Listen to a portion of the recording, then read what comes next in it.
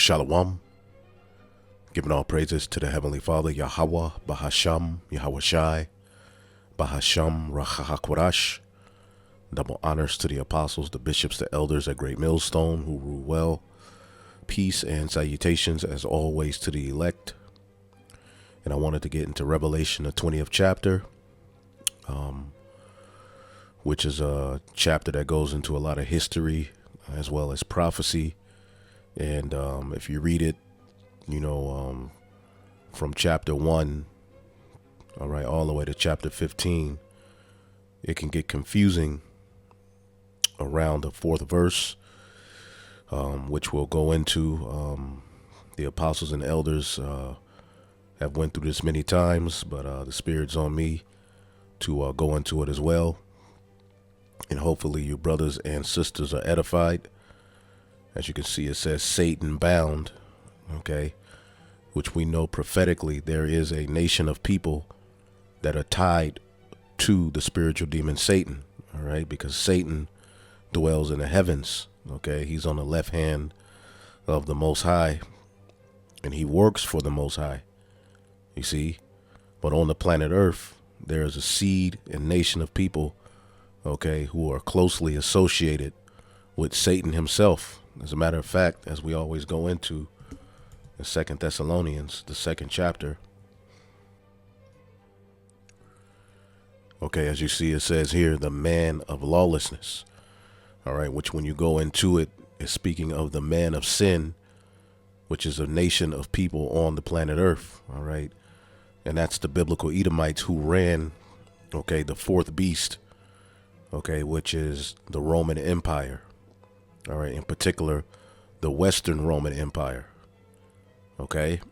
Now, just getting to the point.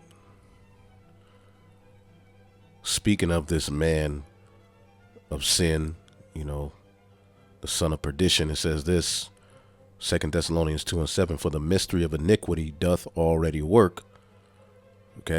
Only he who will now will let until he is taken out of the way. And this is speaking of the Roman Empire. They were the ones, who were in rulership at this time. And through the Herodian dynasty, they had got control, over Judea, and ultimately started the process, and eventually, they took down the temple in 70 AD. But pretty much their plan was to get where they are now, where they exalted themselves as the true people of the Most High. Now, the Heavenly Father has allowed these Edomites to do exactly what they're doing, for the purpose of judgment. But we're living in a time where this is happening, and then shall that wicked be revealed, and the wicked are tied to the Edomites, whom the Lord shall consume with the spirit of his mouth, and shall destroy with the brightness of his coming, even him whose coming is after the working of Satan, with all power and signs and lying wonders. So even him whose coming is after the working of Satan. So let's look up this word coming real quick. So basically, he came to do the bidding of the spiritual demon Satan. So when we see this term Satan, we can't get all messed up in the head and think that this chapter is about a particular chain being placed on the spiritual demon Satan, to where he wasn't able to go out and do his work. No. Coming, parousia, it says presence, the coming, arrival, advent. When you go to the root word, parami, to be by, to be at hand, to have arrived, to be present, to be ready, in store, at command. So he's commanded, he's here to do the commands of Satan. And when you deal with the witches and warlocks, the banking families that rule on the left-hand side, you have to understand they deal directly okay, with the spiritual demon Satan. That's how they have their power. You see? So there's a nation of people tied, okay, to Satan. All right. That's why the scriptures refer to him as that old serpent called the devil and Satan. Okay. So let's go back here. And this is the book of Revelation 20:1. And I saw an angel come down from heaven, having the key of the bottomless pit and a great chain in his hand. Okay. So this is one who has the means to set one free. All right. As pertaining to a nation. Okay. And he has the ability to also put a nation down into captivity. Okay. And as a matter of fact, let's get that precept here in Psalms, the 75th chapter and the 5th verse. It says, lift not your horn on high, speak not with a stiff neck. And horn is likened unto power. Okay. And there will be a little horn. All right. That will come out of that fourth beast in Daniel, the 7th chapter. That little horn. Okay. Is the revival of Rome, which this chapter goes into that. Okay. As we're reading Revelation 20, it says, for promotion cometh neither from the east, nor from the west, nor from the south. Meaning these nations don't set themselves up, but God is the judge.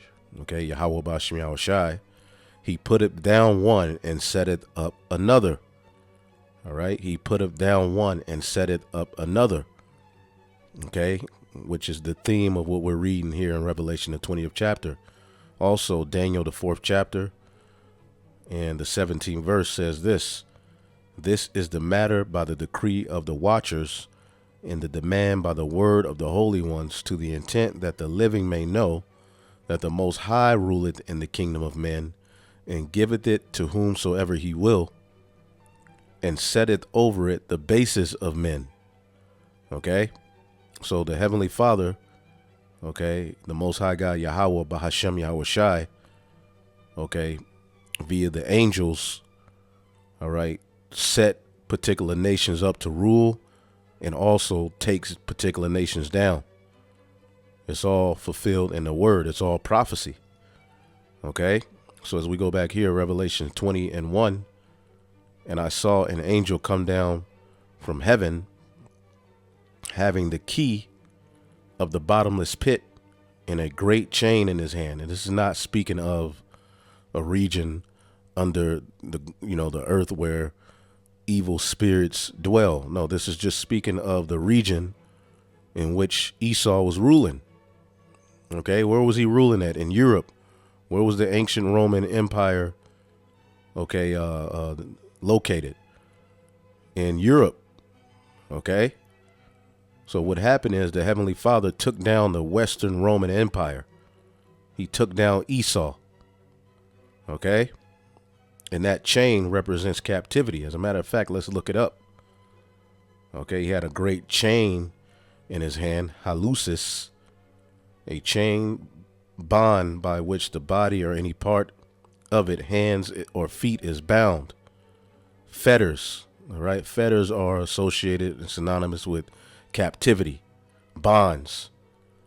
Okay. And this is something that happened on earth. This is not something that's happening underground. Now it says here that he had the key to the bottomless pit. Now this word key, okay, it's kleis. Since the keeper of the keys has the power to open and to shut. All right. So Yahuashai has the keys, all right, to death and hell, as we brothers been going into, the grave. He conquered death. He also has the keys, all right, to setting up nations on the planet Earth. Okay. He has power to give power to a particular nation. He has the power to take power from a particular nation. All right. As we read the book of Colossians, all of these things were created by him and for him. Okay. Even the heathen rulerships, it was all spoken by the Most High via the volume of the book. And within the volume of the book, there are particular nations who are going to rule at particular times. All right. And particular nations who are going to be in subject at particular times. Okay, that's just the way of the world. Okay. And the bottomless pit. Okay. Let's get this here in 2nd Esdras 5:24. And it says, and of all the lands of the whole world that has chosen thee one pit, and of all the flowers thereof one lily. Okay, so the pit is speaking of Jerusalem, but it's letting you know that a pit can be somewhere on the earth. Okay, it's not this place where demons, okay, and evil spirits are dwelling. Okay, where's that in the scriptures? It's not in there. That's a cunningly devised fable. Okay. So as you read verse 2, and he laid hold, he who had this chain laid hold on the dragon, you see, that old serpent, which is called the devil and Satan, and bound him 1,000 years. Okay. So there's no prophecy of Satan himself actually being bound for a period of 1,000 years. That's not what this is talking about. First off, let's find out who this dragon is. Let's get the book of Revelation, the 12th chapter, and we'll start at 1. It says, and there appeared a great wonder in heaven, and a woman clothed with the sun and moon under her feet, and upon her head a crown of 12 stars. Okay, and that woman represents Israel. Israel is that woman. Jeremiah 6:2, I have likened the daughter of Zion to a comely and delicate woman. And when you follow the theme of the Bible, Israel is always likened unto a woman. Okay. And she, being with child, cried, travailing in birth and pain to be delivered. And around this time, the Israelites were looking for a savior. Okay. The Jews were looking for a savior. Judah, Benjamin, and Levi were the ones, all right, who were particularly, you did have a few of the other tribes scattered in particular regions, but Judah, Benjamin, and Levi, you know, from the Babylonian captivity, okay, had stayed in Jerusalem. You see, the other tribes left the Assyrian captivity and came over to the Americas. So at this time, Jake was heavily taxed, okay, and under the jurisdiction of the Romans. They were vassals. They were subordinate and subject to the Roman Empire. This is why you had the zealots fighting, all right, to uproot themselves from under that Roman authority. So they were crying to be delivered. Okay, and then you have the red dragon Satan, and there appeared another wonder in heaven, and behold, a great red dragon having 7 heads and 10 horns and 7 crowns upon his heads. Okay, and we know the 7 heads represents his major empires, starting with the Greeks, the Romans, Germania Major, Germania Minor, the Spanish, the French, and the British. And America, Babylon the Great, came out of British, and that's broken down in Revelation, the 17th chapter. Okay, the 8th is of the 7th. Now, verse 4 says, in his tail, okay, this great red dragon, and we know Esau, Edom is synonymous with red. Okay, he was red all over when he was born. Okay, the scarlet colored beast, the beast system is scarlet. That's a derivative of red. Okay, the red horse in Revelation, the 6th chapter, that took peace away from the earth, had a great sword. That's Esau. Okay, and we know Rome, the dragon, gave him his seat, all right, which he seeks to continue into the earth unto this time. So his tail drew down the 3rd part of the stars of heaven. The stars of heaven are the 12 tribes of Israel. The 3rd part of the stars of heaven are Judah, Benjamin, and Levi, okay, who remained. Primarily, you had other tribes scattered, you know, in particular other regions and around, but the primary tribes were Judah, Benjamin, and Levi, and they were taken down. They were in captive, okay, to the Romans, which is what Daniel, the 7th chapter, prophesied. Let's get that real quick. Daniel, the 7th chapter, prophesied, okay, of the 4th beast. Okay. That's the red dragon. And the Edomites ran this beast. Okay. So as we keep reading, let's go back to Revelation 12. And his tail drew the third part of the stars of heaven and did cast them to the earth. And the dragon stood before the woman, which was ready to be delivered for to devour her child as soon as it was born. Okay. And all we have to do is go into the Bible. I believe it's in the book of Mark or Matthew 2 and 3. And when King Herod had heard these things, he was troubled, and all Jerusalem with him. And when he had gathered all the chief priests and scribes and of the people together, he demanded of them when the Messiah should be born. Okay. And they said unto him, in Bethlehem of Judea, for thus is written by the prophet. Okay. So as you keep reading, okay, Herod pretty much was putting all of the male children of Israel to death because he was trying to cut off the blessing of the Messiah. Okay. Let's see here.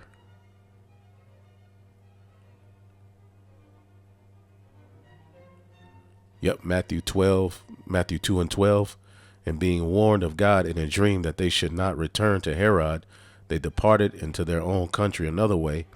And when they were departed, behold, the angel of the Lord appeared to Joseph in a dream, saying, Arise and take the young child and his mother and flee into Egypt, and be thou there until I bring thee the word, for Herod will seek the young child to destroy him. Okay, and Herod was pretty much a ruler that was in league with Rome, the Herodian dynasty. And Herod, his father was named Antipater the Idumean. So pretty much that's what this chapter is going into. Okay, it's going into the history, all right, of Herod through the power given unto him by the Roman Empire, which they were all Edomites, trying to kill the Messiah. All right, trying to murder the male child that was born unto Mary and Joseph, or Joseph and Mary. Okay. But as we can see, the angel told Joseph to take his child along with his wife. All right. That's proof that it's his child. What man would take the risk, all right, of a child that's not his, okay, and pretty much risking fleeing out of his hometown into Egypt? No, that was Joseph's child, man. But that's a whole nother lesson for a whole nother time. Okay. So let's read it again. Revelation 12 and 4. And his tail drew the third part of the stars of heaven and did cast them to the earth. And the dragon stood before the woman, which was ready to be delivered for to devour her child as soon as it was born. And she brought forth a man child who was to rule all nations with a rod of iron. And her child was caught up to God and to his throne, because eventually Yahuashod grew up. All right. He offered himself up as a sacrifice. All right. He was put in the grave, and he rose. He conquered death, and he eventually went back to the Father. Okay. Now let's go back to Revelation 20. All right. So we see that the red dragon is synonymous with the Roman Empire, the Roman authority. Okay. So going here, let's read it again. Revelation 20 and 2. And he laid hold on the dragon, that old serpent, which is called the devil and Satan, and bound him 1,000 years. Okay. So this is speaking of what happened to the Edomites. Okay. After the fall of the Western Roman Empire, it led to what people call the Dark Ages. Okay. And all you have to do is look it up. Okay. How long was the Byzantine Empire or the Dark Ages? Okay. Some people say 1,100 years. Okay. The Byzantine Empire, also known as the Eastern Roman Empire, lasted for over 1,100 years.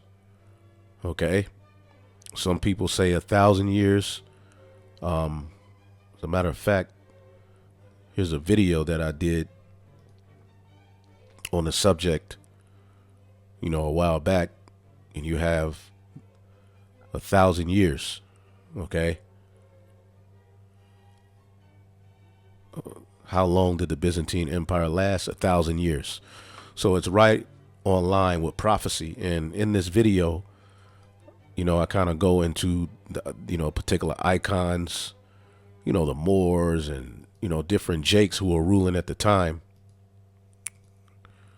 Okay. And I also have another video where I go into it. So I'll load these as well, a few of these as well, but, I go into more of the icons and stuff, because during this 1,000-year period, okay, there was a lot of so-called Negro art. The saints, the disciples, the Messiah himself were all painted as so-called black men. Okay. It was well known that the Israelites were so-called black. Okay. You don't get the white images until around the late 13, early 1400s. All right. Which is the beginning of the Renaissance period. So for a period of 1,000 years, Esau, Edom, was bound. Let's look up this word bound. Okay. Meaning he wasn't able to move forward. Okay. He wasn't able to move forward until he came out of this prison, which it wasn't a literal prison. Like, he was put, behind bars, but he as a nation of people were cast down. Okay. Just like right now, we're cast down as a nation of people. All right. The word for bound is deho. To bind, to tie, to fasten. Okay. Metaphorically, Satan is said to bind a woman bent together by means of a demon. To bind, to put under obligation. All right. To bind one. Okay. To prohibit. Esau was prohibited. Okay. Ruling at that time. Remember, the Western Roman Empire fell. Okay. So he was bound. Okay. He was bound. He was put into what the scriptures call, okay, the bottomless pit. Okay. And we know when he fell, eventually they were chased out of particular regions and ended up being bound into the Caucasus Mountains, a lot of them. Okay. They were cavemen. Okay. Let's keep reading. And he cast him into the bottomless pit and shut him up. Now, if this bottomless pit is speaking of a pit where demons dwell, okay, that would have to be proven. All right. This is the area of Europe. This is where Esau fell. When Esau fell on the earth, where did he fall at? In the area of Europe. Okay. And from there, he was pretty much, a degenerate. All right. As the book of Job tells you, we'll get that. Okay. He was like something that people knew to stay the hell away from. So he cast him into the bottomless pit and shut him up and set a seal on him that he should not deceive the nations no more. Okay. So the energy of the Western Roman Empire, okay, the idols and everything else, okay, were pretty much not forwarded anymore. Okay. He was shut up. Esau was not ruling for a period of 1,000 years. Jake was ruling. All right. And he wouldn't be able to rule and deceive anymore until that 1,000-year period was fulfilled. And after that, he was loosed a little season. And this is not talking about a spiritual demon Satan. This is speaking of nations of people on earth. Now, while he was in that position, let's get Job, the 30th chapter. Job, the 30th chapter.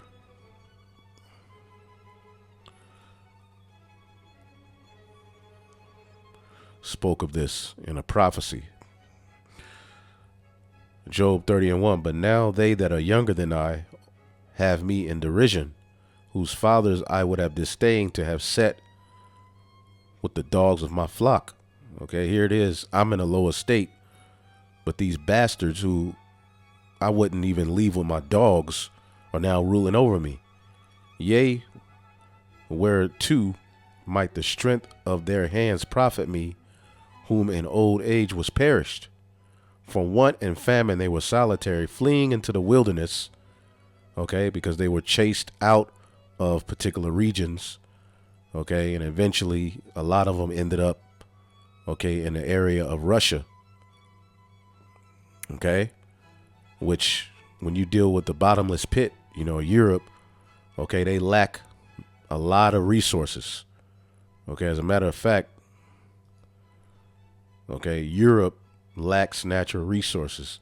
Europe has limited deposits of oil and natural gas, which are drilled for energy and fuel. Russia has some of the largest oil deposits of the planet. Okay, this is why a lot of these EU countries rely on Russia, you know, for their oil deposits. Okay, but it's a lack of minerals and resources in the area of Europe as well. All right, which is why they suck a lot of the resources from these other different nations. Okay, so that's another reason you can call it a bottomless pit. All right, but ultimately, it's a region in the earth where Esau was taken down. Okay, so it says this here, Job 30:3, from want and famine they were solitary, fleeing into the wilderness. In former time, desolate and waste. They were desolate and waste, who cut up mallows by the bushes and juniper roots for their meat. Okay, cavemen. They were driven forth from among men. They cried after them as a thief. Okay, it was not cool to be an Edomite in that time. Okay, you were looked at as a villain, a problem. To dwell in the cliffs of the valleys, in the caves of the earth, and in the rocks. Okay, among the bushes they brayed. Ooga ooga, under the nettles they were gathered together. They were children of fools, yea, children of base men. They were valid in the earth. Okay, and now I am their song, yea, I am their byword. Now they're ruling over us. They abhor me, they flee far from me, and spared not to spit in my face. Because he have loosed my cord and afflicted me, they have also let loose the bridle before me. So this is a prophecy of Esau, Edom, when they were in that caveman state. And they did spit in our faces. Okay, we are their byword. All right, but we have to remember, this is the most vile and low people on the planet Earth. All right. The only reason they have what they have is due to biblical prophecy. So Revelation 20:3, and cast him into the bottomless pit and shut him up and set a seal upon him, that he should deceive the nations no more, till the 1,000 years should be fulfilled. And after that, he must be loosed a little season. Okay. Now, with this chapter, verse 4-6, okay, brings up a different 1,000-year period dealing with the kingdom of heaven. Okay, it jumps from, all right, some history, all right, to a prophecy of the kingdom of heaven. Revelation 20:4, and I saw thrones as they sat upon them, and judgment was given to them. And I saw the souls of them that were beheaded for the witness of Yahuashod and for the word of the Most High, which had not worshipped the beast, neither his image, neither had received his mark upon their foreheads or in their hands. And they lived and reigned with Hamashiach 1,000 years. This is what the Bible calls the first dominion. Okay, Micah, the 4th chapter and the 8th verse talks about the first dominion, where Yahuashua and the first fruit spirits will reign on earth. Okay, setting up the throne of David, all right, and going throughout the four corners of the earth, taking down these heathen. Okay, setting up that authority. But the rest of the dead live not again until the 1,000 years were finished. This is the first resurrection. All right, the rest of the dead is speaking of the heathen nations, because During this 1,000-year period, the heathen will be in a hardcore captivity. Okay? Because you got to realize these heathen have been ruling all of these years. So for the kingdom of heaven to come into place, the throne of David, okay, there's going to be rules and regulations. Okay, and we know the elites of these heathen are going to flee into the bunkers. But once New Jerusalem comes down from heaven, the purpose is to set up order.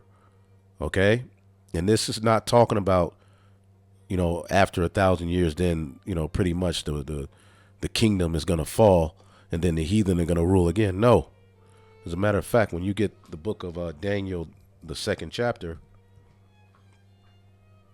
Daniel, the second chapter tells you this.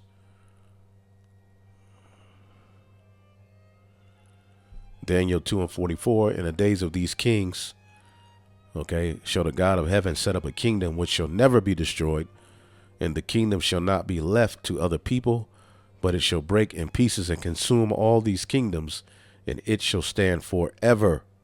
It shall stand forever. It's an everlasting kingdom. This kingdom will never fall. Okay? It's an everlasting kingdom. I know Daniel, the 7th chapter, says something. Let's see here.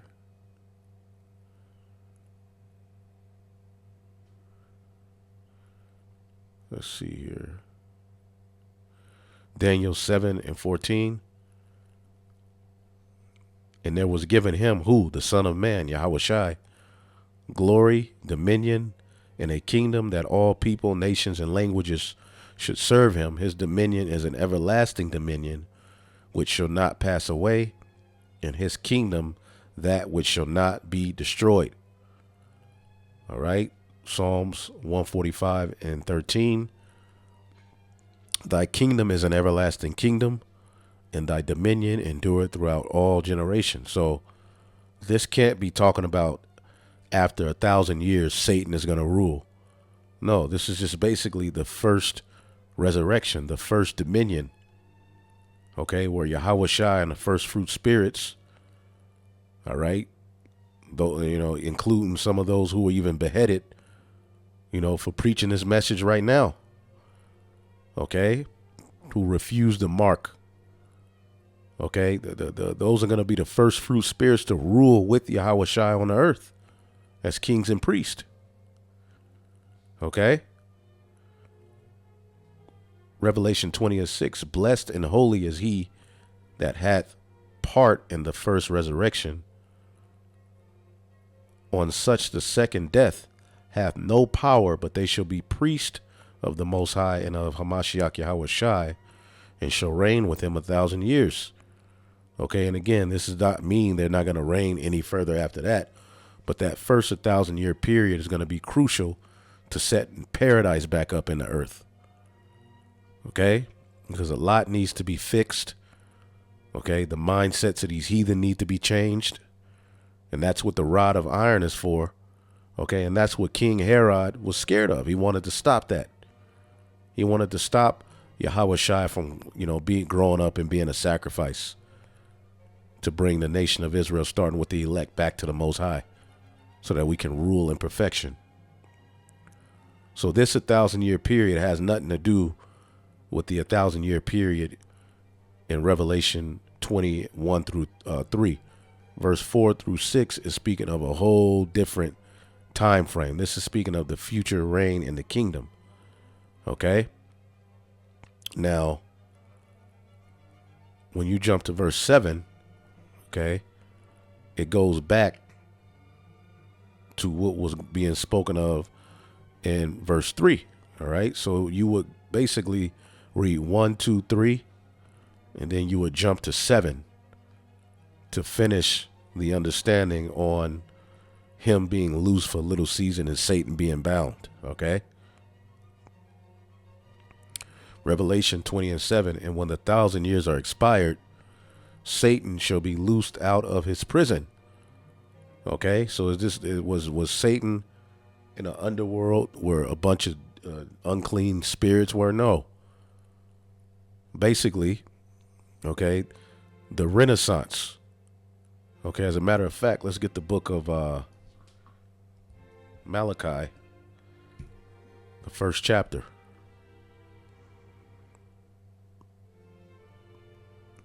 In the third verse it says, "And I hated Esau and laid his mountains and his heritage waste for the dragons of the wilderness." And that's going to be the end result of you devils. Your heritage, Babylon the Great, is going to be laid waste. Your power structure is going to be laid waste for the dragons of the wilderness. Whereas Edom said, we are impoverished, and they were impoverished. Okay. It happened many times where they were down and, kind of rose up. But the greatest time being after that 1,000-year period, after the Western Roman Empire fell. Okay. We are impoverished, but we will return and build the desolate places. Okay. Thus saith the Lord of hosts, they shall build, but I will throw down, and they shall call them the border of wickedness, and the people against whom the Lord have indignation forever. There you go.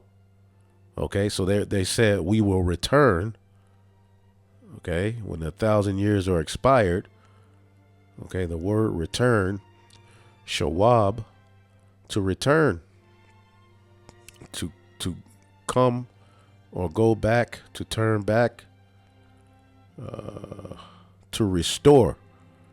And what was restored here in Revelation, the 20th chapter and the 7th verse? "And when the 1,000 years are expired, Satan shall be loosed out of his prison."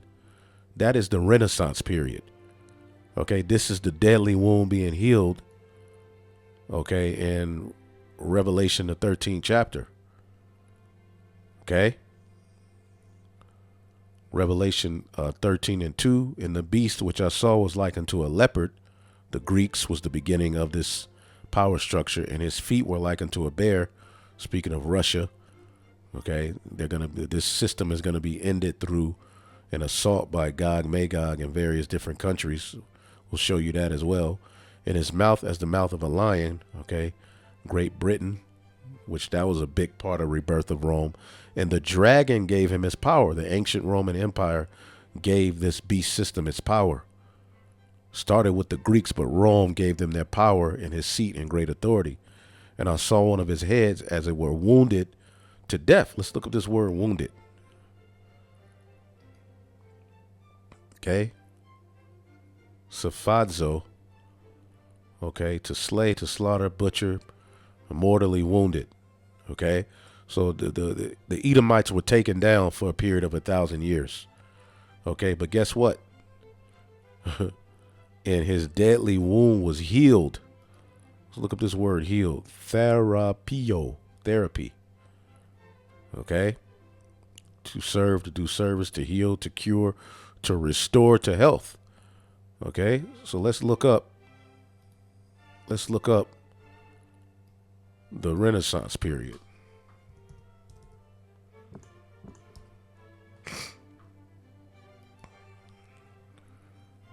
The Renaissance was a fervent period in European cultural, artistic, political, and economic rebirth following the Middle Ages. Okay, generally described as taking place from the 14th to the 17th century. The Renaissance promoted the rediscovered classical philosophy, literature, and art. And what is the classical philosophy? The Roman Empire. That's where the classics go back to. Okay. And that family, the Borgias, eventually came into play as well. Okay. Where you get Caesar Borgia. See if we can just type in Rome and see if this article will just say anything about Rome. Okay.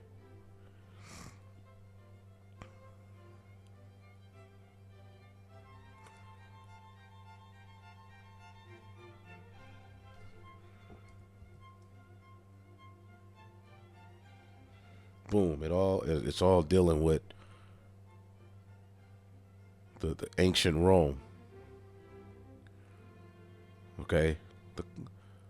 The classical nature of the Renaissance was linked to its origin of the Roman Empire's heartland. Boom. Okay. And eventually, it was the Black Death that led to the Renaissance. Why was it called the Black Death?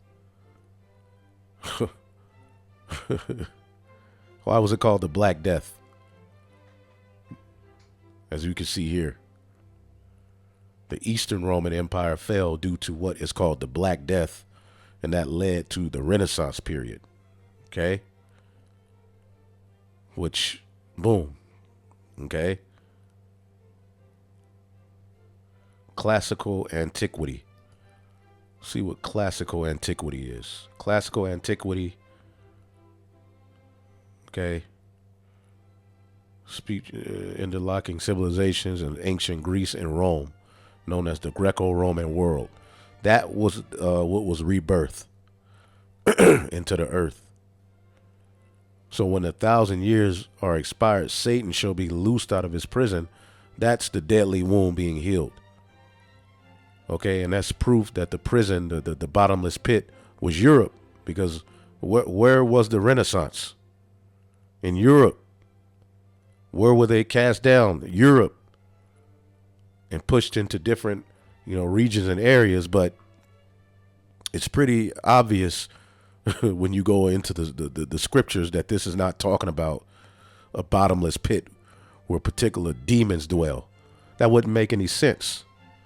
Okay, again, Satan, when you look up this word Satan, okay, Satanas, an adversary, one who opposes another in purpose or act, the name given to, the prince of evil spirits, adversary of God and Christ, as it says, but we know the Most High controls Satan. But here, boom, a Satan-like man. All right. And there's a nation of people who are the top adversary to the Israelites. And that's the Edomites. So after the 1,000 years were expired, okay, the rebirth of Rome came. Okay. The Renaissance period. Okay. Which it means rebirth. We always go into that.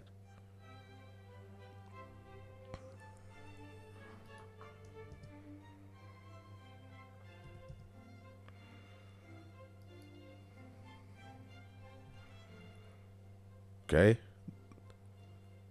The revival Renaissance, the revival of art and literature under the influence of classical models of the 14th and 16th centuries. All right. A revival or renewed interest in something. Okay. And that's where they started to paint,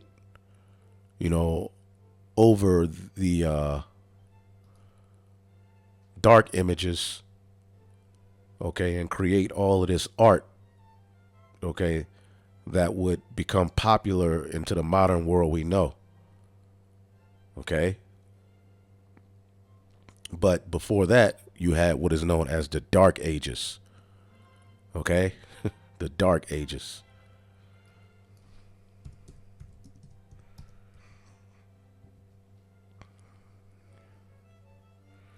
Dark Ages usually refers to the 900 years, which is 1,000 years of European history between the 5th and 14th centuries. Have you heard that this was a period of stalled advancements in science or culture? So basically, what Esau will teach you in his school systems is that for 1,000 years, nothing advanced. See, but the Spirit, jumped on our teachers, the apostles and elders and the teachers before them to go into the true history of what was happening. And we have the books and the history to prove, all right, that things were flourishing around this time. Okay, it was just hidden. Okay. Boom, it says here, the Dark Ages, let's see here, is a term for the early Middle Ages, or occasionally the entire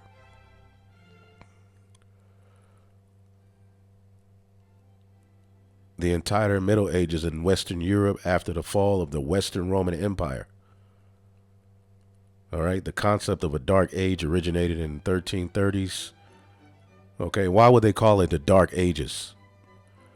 Okay, for one, they like to tell you it was all darkness, and for 1,000 years, nothing was happening that was worth recording.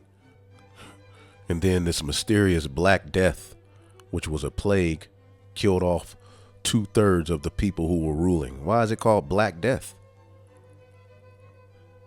Okay, and then, ironically, all of the images, all right, from prior to the 1400s Renaissance are somehow painted over or missing. We had particular brothers who went to Europe and they went to this, little castle, and, they were looking up, a little, Renaissance art. But, one of the brothers asked, well, what about the art, from prior to the, 1400s? And the tourist told him, well, that's locked up in a room. We don't usually show, everybody that. Okay, and as you can see, this is one of the, icons. You can see looks, kind of like a so-called black man. All right, but, just to get a little history, we don't have to go too deep into it. You can do the history on your own, but this is the blacks of Central Europe. We bring you over 1,000 years of so-called black history in the German-speaking lands, and show you why it matters right now. Okay, so it's history out there. The black saints. It's a lot of history.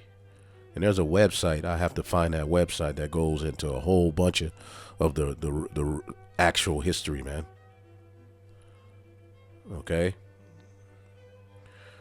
What were black experiences in Europe like before the arrival of the transatlantic slave trade? How did medieval Europeans view the continent of Africa? Where did the black Saint Maurice and the black Magus come from? And why have they persisted? And why they persisted into the present? All right. So this website goes into, particular,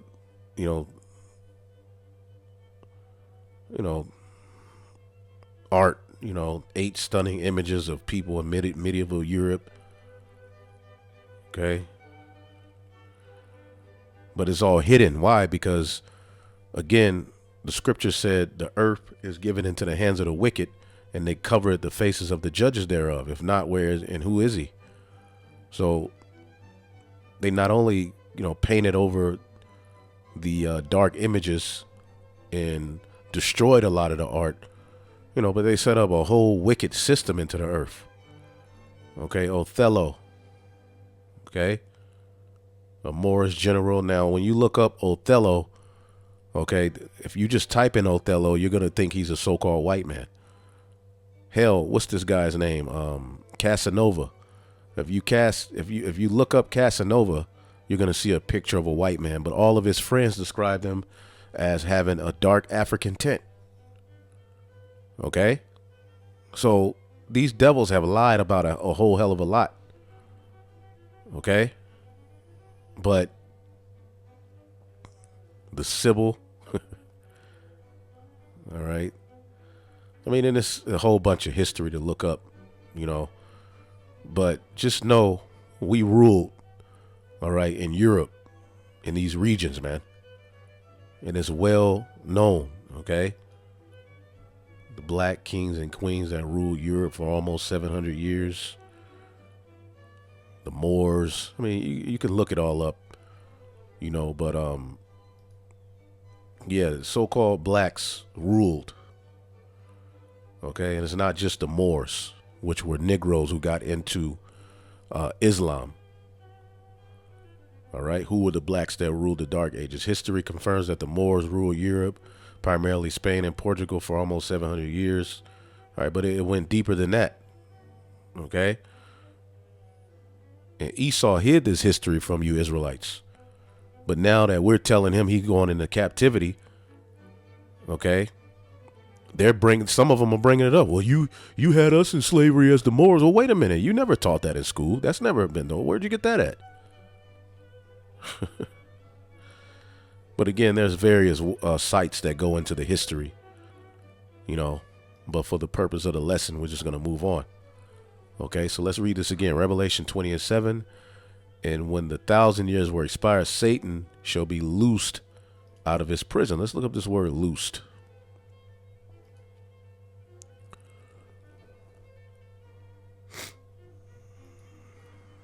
Strong's G 3089. Luo. To loose any person or thing tied or fastened. Okay? That's it. To loose one bound, to unbind. So Esau, okay, beginning with the Renaissance period, was loosed out of his prison. That's how he has been able to build up to where he is now. And that's why Rome is being established into the earth, all right, at the rate it's being established. If you look all around you, you see Rome. Okay, that's what the Renaissance was all about. Okay, but it didn't stop. Okay, eventually the Spanish, the French, and the British all, okay, were predicated upon Rome, and America predicated upon Rome. It's the rebirth of Rome. So when 1,000 years will expire, Satan shall be loosed out of his prison.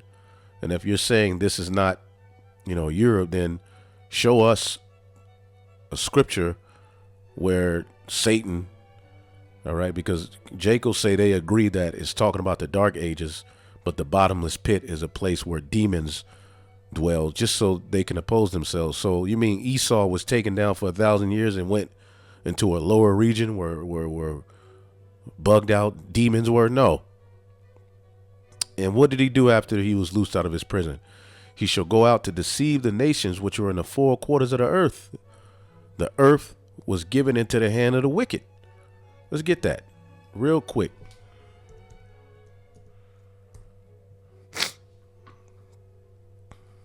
Job 9:24. The earth is given into the hand of the wicked. He covered the faces of the judges thereof. If not, where and who is he? And he literally covered the faces of the true judges of the earth, the Israelites. Okay, he did it, all right, by painting over those images, which you call iconoclasm. Okay, and he did it, all right, with this wicked system he set up. So he went out to deceive the nations which are in the four quarters of the earth. So is this the spiritual demon Satan literally going throughout the earth? No, this is Esau, Edom. And it's going to lead to Gog and Magog gathering various different nations to battle. The number is whom as the sand of the sea. So their evil and wicked doings that they would do in this little season, okay, as the scriptures say, the triumphing of the wicked is short.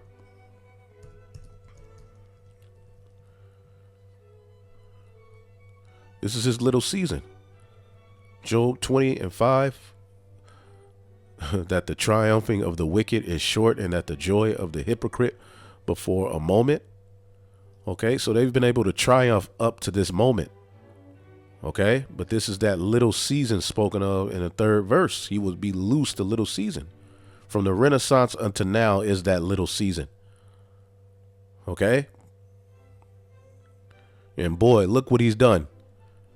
Okay, he went throughout the four corners of the earth, starting wars, lying, destroying, nations, uprooting governments, to the point where it's now led to Gog and Magog gathering all of these various different nations to prepare for war. Okay, and they're going to strike Babylon and Israel and utterly destroy them. Israel will be rebuilt. Okay, but Babylon is going to be destroyed forever and ever and ever in a monument of rebellion. Verse 9, and they went up on the breadth of the earth and compassed the camp of the saints about in the beloved city, which is Israel, the elect. Okay, there's going to be a point where they come after the elect. Okay, the beloved city is Jerusalem. Jerusalem is a people before it's a place. This is how we're able to keep the Passover while not being in Jerusalem, because wherever the elect are, that connection from on high dwells with them. That's the beloved city. Okay, and there's going to be a point in prophecy, okay, where these devils come after us. Okay, and what does the scripture say? When an enemy comes in like a flood,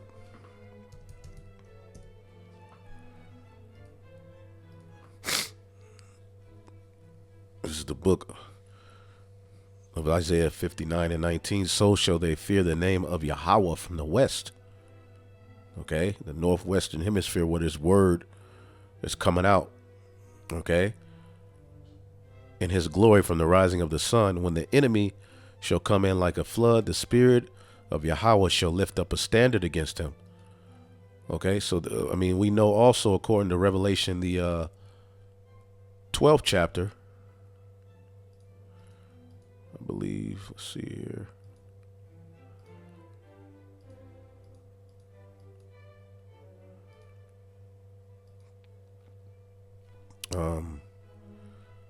Let's see.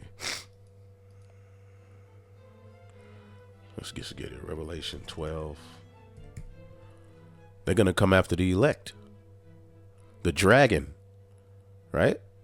Revelation 12:17. And the dragon was wroth with the woman. This dragon is who the Bible calls Satan, the nation of people. The Edomites, the ones who ran the Western Roman Empire, run the revival of Rome. And they're going to be angry with the woman and go to make war with the remnant of her seed, which keep the commandments of God and have the testimony of Yahuashod HaMashiach. Okay, so he's going to, get to a point to where we are now, where war is going to issue forth. All right, before that, we know they're going to try to get that charagma and all of these various different things going. But they're going to come up and try to come and get the elect. All right, let's read this again. And they went up on the breadth of the earth and compassed the camp of the saints about in the beloved city. All right, the Israelites. Okay, a people before it's a place. And fire came down from God out of heaven and devoured them. All right, so we're going to be in a position of difficulty, and the Lord is going to work a miracle. Okay, fire is going to come down and devour them. And the devil that deceived them, okay, was cast into the lake of fire and brimstone, okay, where the beast and the false prophet are, and shall be tormented night and day forever and ever. All right. And we know that's not literally forever and ever and ever. Okay, but for age. And we know that the lake of fire is going to be America, the destruction of Babylon the Great, okay, as well as the destruction of various different parts of the earth. Okay, the beast is Esau. Okay, this beast system is ran by Esau. Okay, as a matter of fact, when you look up that word beast,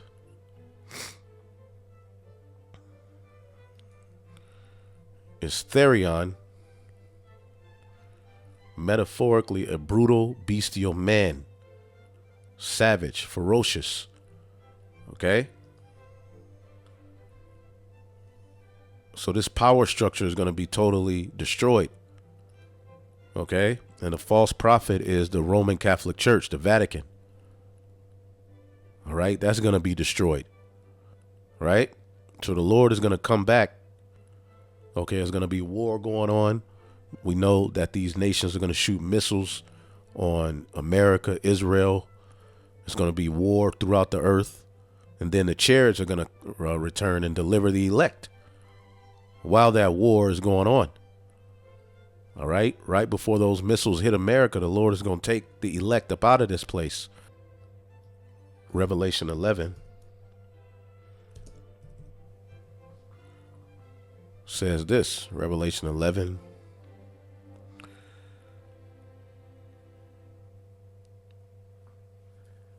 And 11, and after 3 days and a half, the spirit of life from the Most High entered into them. Okay. And that's around the, the 60s, the 3 days and a half, 350 years from around 1619 to around the 60s, where the Lord gave us the Holy Spirit. Okay. And they stood up on their feet and great fear fell on them, which saw them, which is going to lead to the dragon attacking. We're out preaching and great fear is on them, but eventually they're going to attack. They're going to come. And they heard a great voice from heaven saying unto them, come up hither. And they ascended up to heaven in a cloud, the chariot, and their enemies beheld them. And in the same hour there was a great earthquake, and the 10th part of the city fell Babylon, and the earthquake were slain of men 7,000, a complete number of people, and the remnant were affrighted and gave glory, all right, to the Most High God of heaven. The second war is past, and behold, the third woe come quickly, and that's World War III.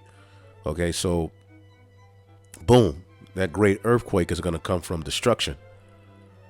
Okay, so going back to Revelation 20, okay, and 10, and the devil that deceived them was cast into the lake of fire and brimstone, the destruction that's coming, where the beast and the false prophet are, and they shall be tormented day and night forever and ever. Now, when you look up this word forever, it's just age. Okay, because really we know that the elites of Esau are going to flee into the bunkers, and eventually we're going to get them out of those bunkers. Okay, we always go into that. If you need understanding on that, let me know, and I'll go into that. But Revelation 6 and Revelation 9, talks about how the rich men are going to flee into the bunkers along with their slaves and, others. Okay, and they're going to be, preserved from that destruction for the purpose of captivity. But this word, forever, is aeon. All right, aeon. Okay, forever, unbroken age, perpetuity of time. But boom, an age for a time. Okay, let's look up the root word. I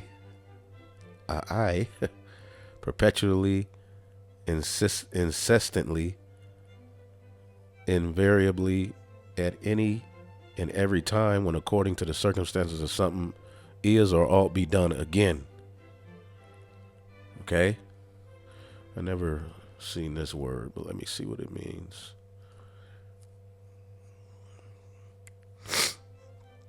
So it's just an age. All right, nobody's going to be tormented and burned forever, not even the Edomites. Okay, how are they going to be in captivity, all right, if they're burning forever?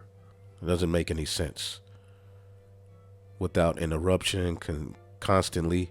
And they are going to be put in a hellish condition on earth. Okay, but we know they're not going to be tormented day and night forever and ever and ever and ever and ever.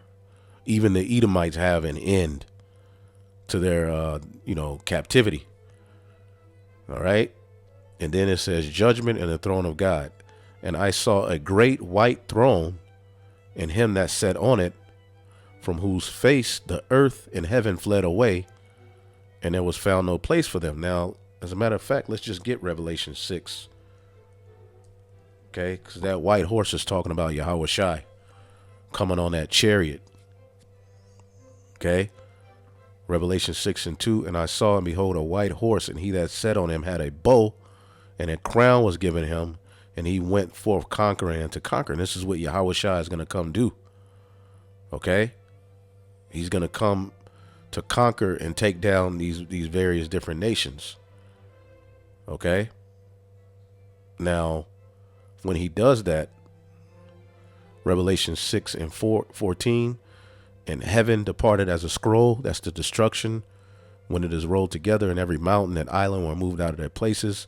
And the kings of the earth, and the great men, and the rich men, and the chief captains, and the mighty men, and every bondman and every free man hid themselves in the dens and in the rocks of the mountains, and said to the mountains and rocks, fall on us, hide us from the face of him that sitteth on the throne, and from the wrath of the Lamb.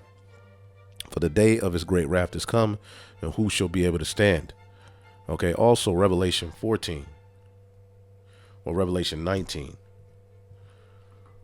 talks about that white throne, but it describes it as a white horse. Revelation 19 and 11, and I saw heaven open, and behold, a white horse symbolic of power, and he that sat on him was called faithful and true, and in righteousness doth he judge and make war. I believe it's also in Revelation 14. Let's get that real quick. See if we can find that. I believe.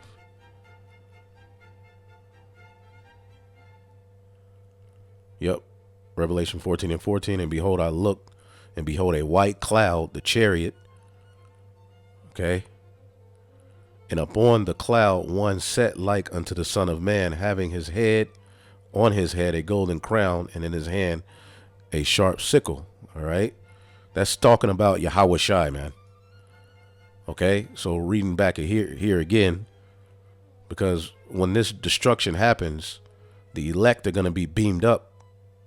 Okay. They're going to come after the elect. Fire is going to come. We're going to be beamed up, Lord willing. We have that number. And that's where judgment comes. So Revelation 20:11, and I saw a great white throne, and him that sat on it, okay, whose face the earth and heaven fled away. Okay. And there was found no place for them. All right. Their rulership was taken away. And I saw the dead, okay, small and great, stand before God, and the books were opened. And another book was opened, which is the book of life. Okay, so this is judgment being set. Okay, and we know the elect are written in the book of life. All right, those who aren't written in the book of life are going to suffer destruction. Okay, pretty much the book of life entails the deliverance of the elect whose names are written in the book of life. All right, as a matter of fact, let's just type in book of life. See if there's any other scriptures on it. Okay, let's see here.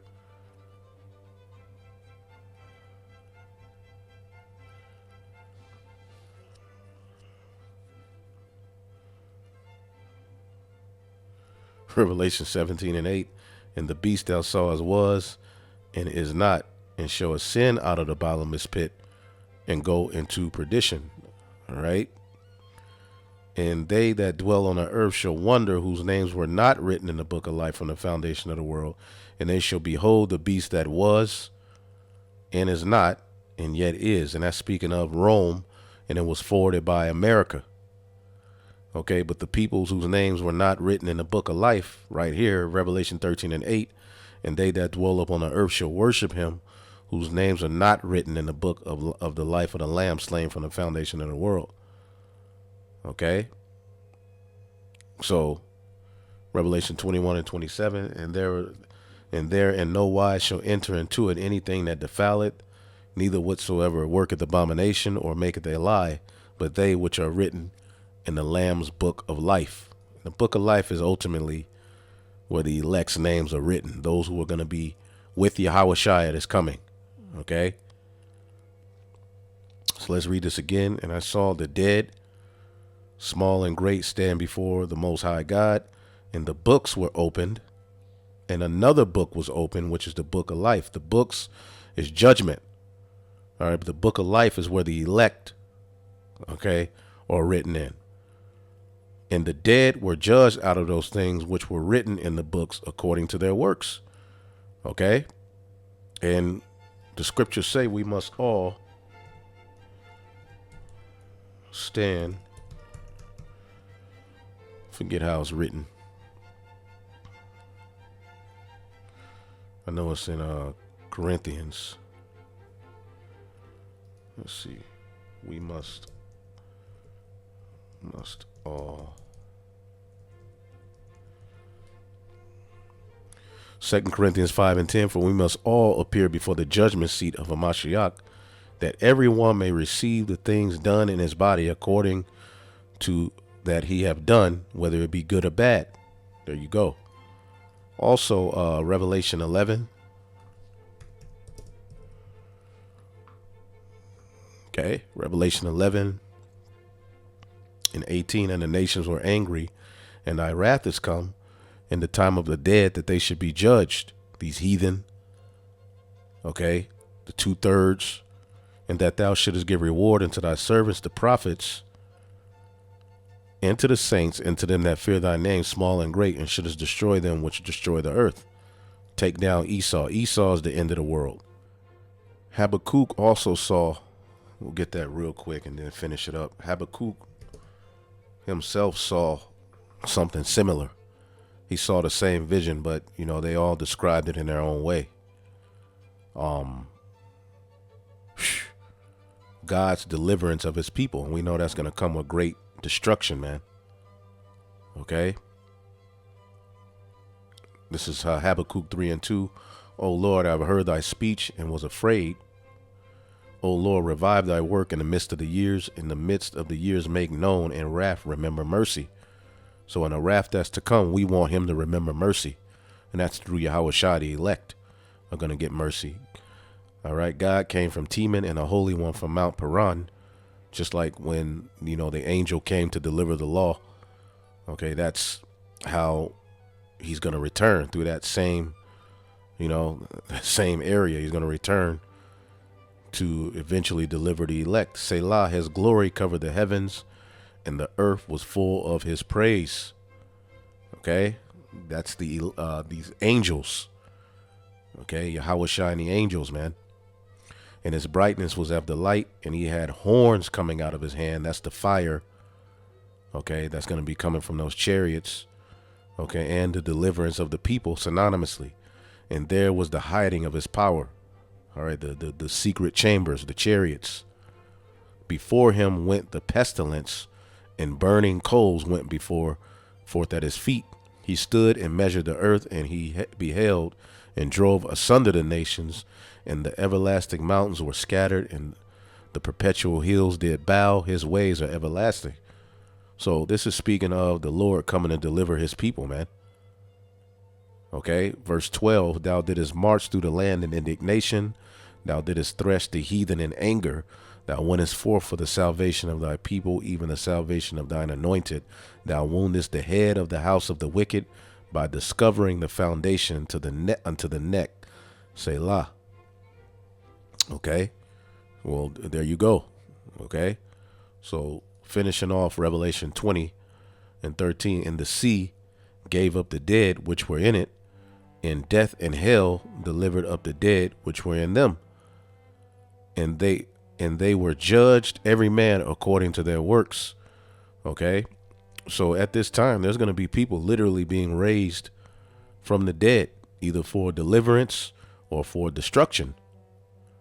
Okay, and when Yahuashua was crucified, people came out of their graves. Well, people are going to be coming out of their graves, out of the sea and everything, for the purpose of either being, delivered up, or for the purpose of being destroyed. Okay, there's going to be a lot going on at this time, man.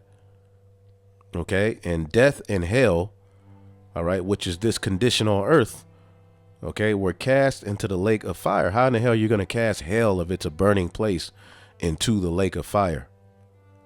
Okay, this is the second death. The first death was fire. The first death was water. The second death is fire. Okay, the first death was the flood. The second death is going to be the destruction. All right, the fire from war and the fire that's going to come from the chariots. And whosoever was not found written in the book of life, okay, was cast into the lake of fire. So whosoever was not found written in the book of life, okay, whoever, they're going to be destroyed in the lake of fire here in America. Okay. But we do know that there are going to be particular people who are not written in the book of life, who are going to flee into those bunkers for the purpose of captivity. Okay. And if there's any Israelites, still around the world, the scriptures talks about how the rebels are going to be purged out. All right. But when Yahuashua returns, he's returning to deliver those who are written in the book of life. Okay. And we know the 2/3, okay, die here in Babylon. The 2/3 are here in America. Okay. And the elect are going to be delivered from not only Babylon, but from the four corners of the earth, wherever we be scattered, man. So that was Revelation 20. Hopefully I will edify on to the next. Shalom.